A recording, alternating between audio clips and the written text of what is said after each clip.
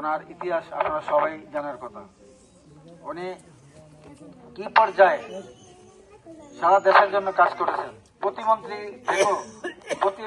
থেকে উনি যেভাবে কাজ করেছেন, পূর্ণমন্ত্রীর নাম ওনার কাছে ছিল না।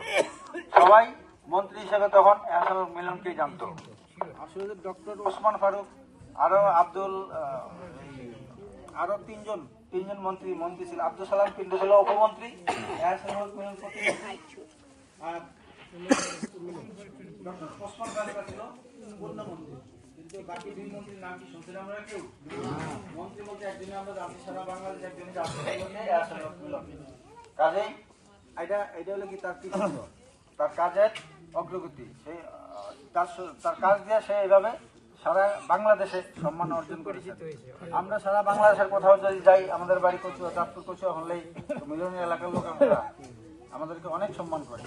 কাজেই ওই নেতা মনোনয়ন পেয়েছেন। আমরা যদি ওনাকে বিপুল ভোটে নির্বাচিত করতে না পারি, তাহলে কিন্তু ওনার সম্মানহানি হয়, কচুয়ার সম্মানহানি হয়। এই জন্য আমরা চাই সর্বশ্রেষ্ঠ ভোটে বাংলাদেশের প্রত্যেকটা উপজেলা থেকে সবচেয়ে বেশি ভোট দিয়ে আমরা ওনাকে ভোটের পার্সেন্টেজ হিসাবে সবচেয়ে বেশি ভোট দিয়ে আমরা ওনাকে জয়যুক্ত করাতে চাই।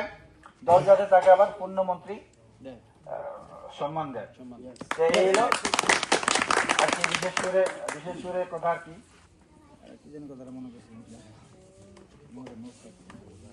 যাই হোক, এই পর্যায়ে আমরা আপনাদের কাছে আসছি। আপনাদের কাছে একটু আমরা প্রতিশ্রুতিতে আবদ্ধ করতে চাই। আমরা ইনশাল্লাহ আগামী 12 ফেব্রুয়ারি নির্বাচন ধানশেষ ভোট দিব তো ইনশাল্লাহ। যারা আছেন মুরব্বী থেকে আরম্ভ করে সকল ভোটারের কাছে আমার অনুরোধ থাকবে,